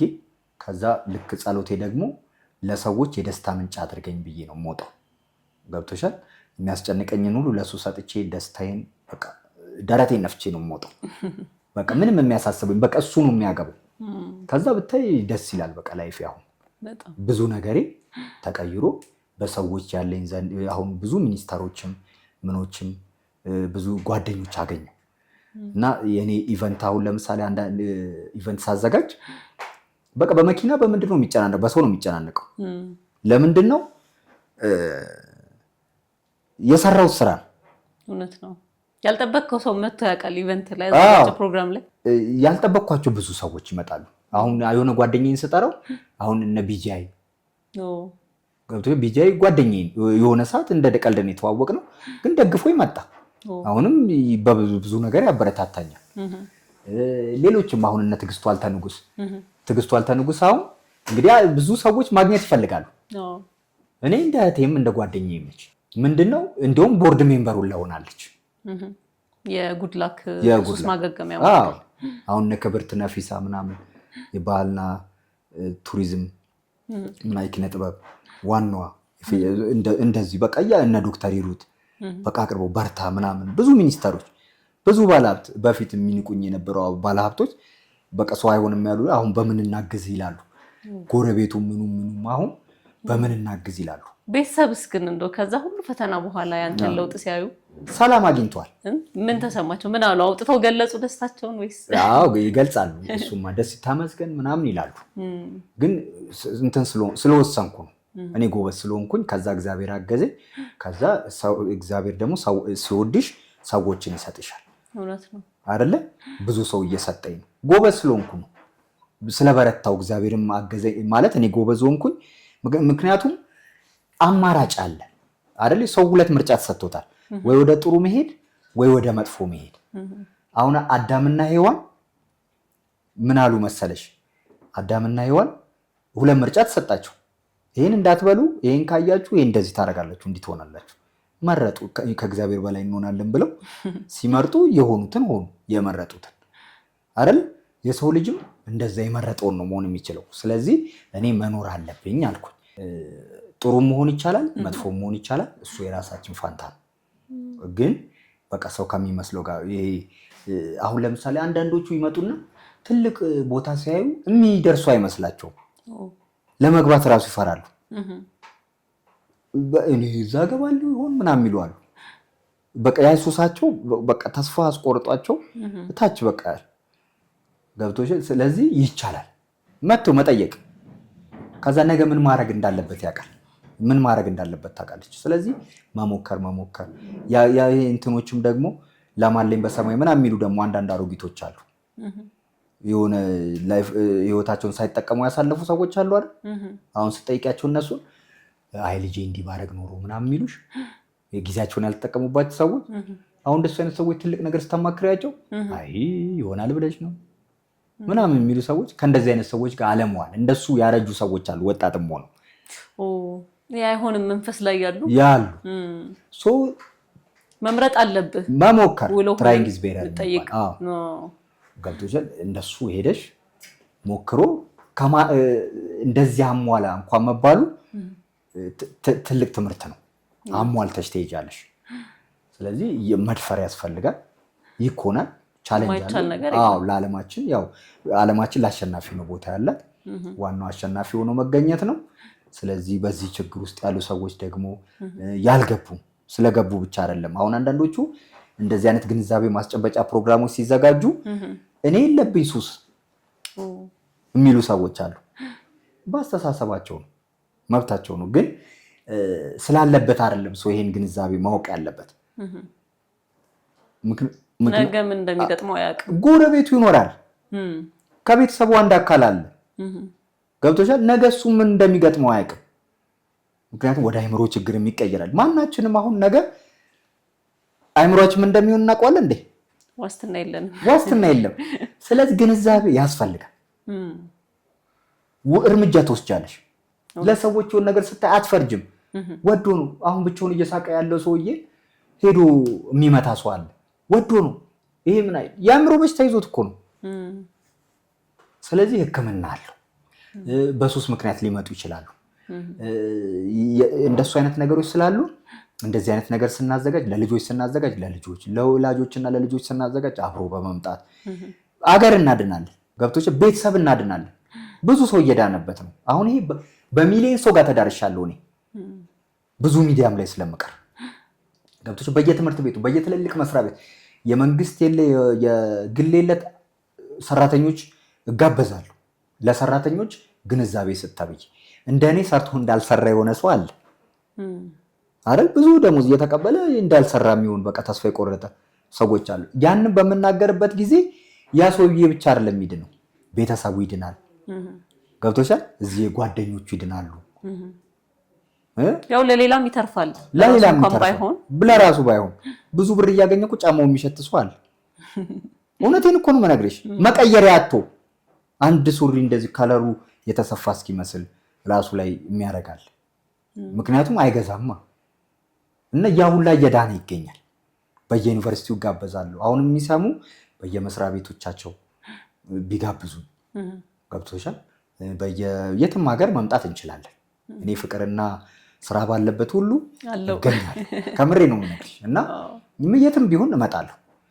ስለዚህ ይሄ ደግሞ ተሞክሮን ሳካፍል ብዙ ሰዎች በቃ ከምጠብቀው በላይ ነው ወደ እኔ ለውጥ የማይባቸው እዛው ገና ተናግሬ ስወርድ ከኖርኮው ላይ ስለሆነ የተነበበ ምናምን ሳይሆን የጽሁፍ ሳይሆን ከህይወት ላይ ስለሆነ በጣም ብዙ ቤተሰብ አፍርቼበታለሁ። ስለዚህ እንደገናም እኛም ማግኘት የሚፈልጉ ደግሞ በዚህ ነገር ሊያማክሩኝ የሚፈልጉ እኛ መስሪያ ቤት መተን እንዲህ ብትል እኛ ዩኒቨርሲቲ መተን እኛ ኮሌጅ ከአንደኛ ደረጃ ጀምሮ አሁን 8 ዓመት ሌላ ደረጃ ላይ ስላሉ ግንዛቤ መሰጠት አለበት። ያልገቡት እንዳይገቡ ለእነሱም የእጄ ሼር ባረግ ምን ብል አብረን ብንሰራ ብዙ ትውልድን ማዳን እንችላለን። ከኢትዮጵያ ራዕይንም ማሳካት ይችላሉ። ሱስ በሽታ ጠፍቶ ዜሮ ማድረግ ገብቶሻል። ስለዚህ እኛም ማግኘት የሚፈልጉ በ0924 88 1562 ቢደውሉልን። እንዲሁም ደግሞ ወደ ጉርላክ የሱስ ማገገሚያ ማዕከል የምድለኝ ዮናታን ብዬ አሁን ራሴን እየጠራው ነው። ከዛ ተረፌ ራሴ ዮናታን ሊሆን ነው ስሜ፣ ግን እድለኝ ዮናታን አልኩት ብዬ ስባልም ደስ ይለኛል። እንዲሁም በዲጄነት ደግሞ ዲጄ ዮዮ እየተባልኩ ነው የምጠራው። እንዲሁም ደግሞ ጉርላክ ሪሃቢሊቴሽን የሚል ደግሞ ቲክቶክ አካውንት አለን። እዛ ላይ ብዙ ቆንጆ ቆንጆ ነገሮችም እያስተላለፍን ነው። ስለዚህ እዛው ላይ ደግሞ ፎሎ ያርጉት፣ ምን ያርጉት፣ እንደፈለጉ ያድርጉት። እንዴት እንደሚደረግ ያውቁታል። ማስታወቂያዎችም ካሉ ደግሞ ሙያዬም ነው። ስለዚህ አሪፍ አድርጌ እሰራለሁ። ለዚህ ለግብረሰናይ ድርጅታችን ጥሩ ገቢ ይሆነናል። ስለዚህ አሁን በቢሮ እየሰራን ስለሆነ ማገገሚያ ማዕከሉ 50 አልጋ የሚችል እሱን እንትን እያለን ስለሆነ ወደ 54 ሚሊዮን አካባቢ ይመጣል። አሁን ሙሉ ነገር አሟልቶ ራሱን የቻለ እዛው ማገገሚያ ማዕከል ለአንድ ሰው አሁን 80 እና 90 ሺህ ብር ነው በግል ስንታከም። እኔ በነፃ ለመስራት እየሄድኩ ነው ከህዝቤ ጋር በመተባበር። ስለዚህ በሚችሉት ሁሉ ከጎኔ ሆነው አብረን ሱስ በሽታን ዜሮ እናድርግ። ብዙ ቤተሰብ እፎይ ይላል፣ ጤናማ ህይወት ይመጣል። ስፖርተኛ ምን የሚሰራ ቀና የሚያስብ ትውልድ ይፈጠራል። የተለያዩ ትሬኒንጎችም ስናዘጋጅ ጉርላክ የሱስ ማገገሚያና ስልጠና ማዕከል ተብሎ ሲያዘጋጅ ምርጥ ነገር ነው የሚያዘጋጀው። አንቺም አንዴ ተገኝተሽልኛል፣ ሚዲያሽን ይዘሽ ተገኝተሽልናል። በጣም የተሳካለት ነበር ቆንጆ ዝግጅት በጣም። ስለዚህ ብዙ ሰው ከማያስበው በላይ ተገንዝቦ ሄዶ ህይወቱን ያስተካከለ ቤተሰቡን ያስተካከለ ሰዎች አሉ። በጣም ብዙ ሚሊዮን፣ ይህን ያህል የምለው አይደለም። ስለዚህ ዋላቭ እኛን ማግኘት የሚፈልጉ ይኸው አለሁላችሁ፣ እንከባከባለሁ። በጣም አሪፍ ዮኒዬ፣ በጣም ነው የምናመሰግነው። ታንኪዩ። እኔም በጣም የወያ ቲቪ ያው አስተማሪ ሆናል እንግዲህ በሱሱ። ታንኪዩ። እሺ፣ ብዙ የተጎዳ ሰው ምናምን እናውቃለን። በሱስ ሞተ ምናምን አለፈ እንደዚህ ተጎዳ አጣ የሚባል ሰው ይኖራል። እሱ ያው ጉዳቱን ያሳያል። ያን ያህል ላያስተምር ይችላል። ጉዳቱ አንድ ነገር ሆኖ ሳለ ግን ከዛ መውጣት እንደሚቻል ደግሞ በዛ ሁሉ ሂደት አልፈህ ኖረህ አሳይተህ ለእኔ ብቻም አላልክም፣ እኔ ያገኘሁት እድል ሌሎቹ በቀላሉ ያገኙት ብለህ ደግሞ እየሰራህ ነው። ከዚህ በላይ እንደምትመኘው ሰርተህ ደግሞ እንደማገኘ ተስፋ አደርጋለሁ። ስለ ጊዜ ስለተከልከን ነገር አመሰግናለሁ። በጣም ነው የምናመሰግነው። እኔም እንግዲህ በዛሬ ቆይታችን ከእድለኛው ዮናታን ጋር የነበረንን ጊዜ ይሄንን ይመስል ነበረ። ብዙ ነገር እንዳገኛችሁበት እናስባለን። እናመሰግናለን።